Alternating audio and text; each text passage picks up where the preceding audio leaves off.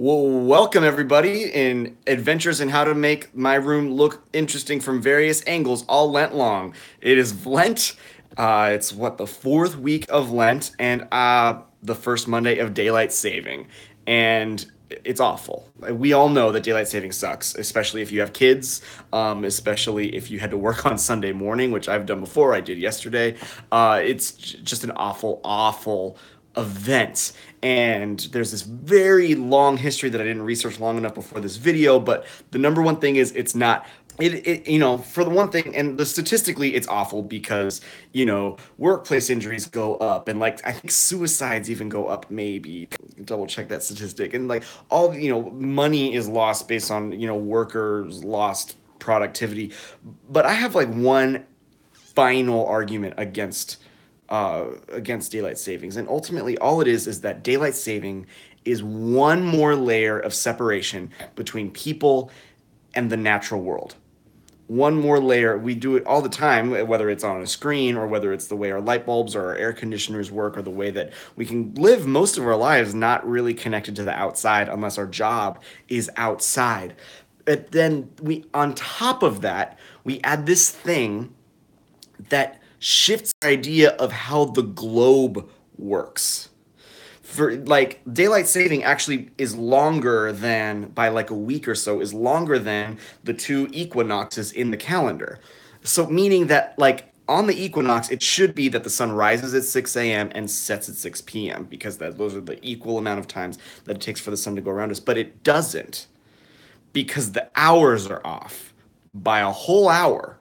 For just over half of the year, noon is not at midday.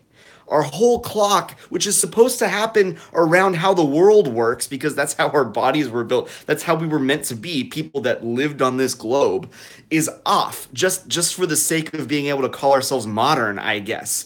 It's one more layer of being less human, being less connected to the world that we were born into, for the sake of God knows what anymore. There's literally no reason to do this, just so we. And it bothers me. There's enough things separating me from other people, and there's enough things separating me from the natural world. I don't need one more, especially when it never helps me at all.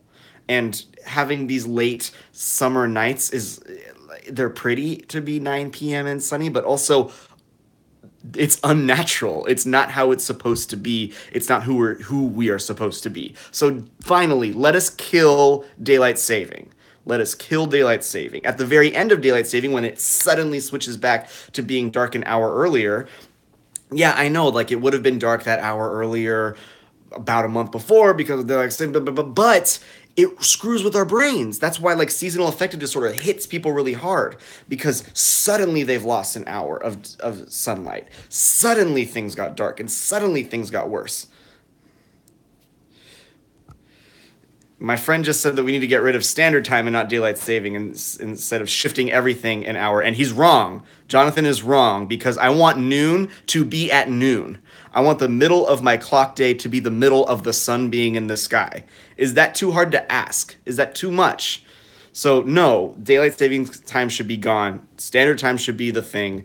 And everyone needs to tell everyone. All right, death to daylight saving.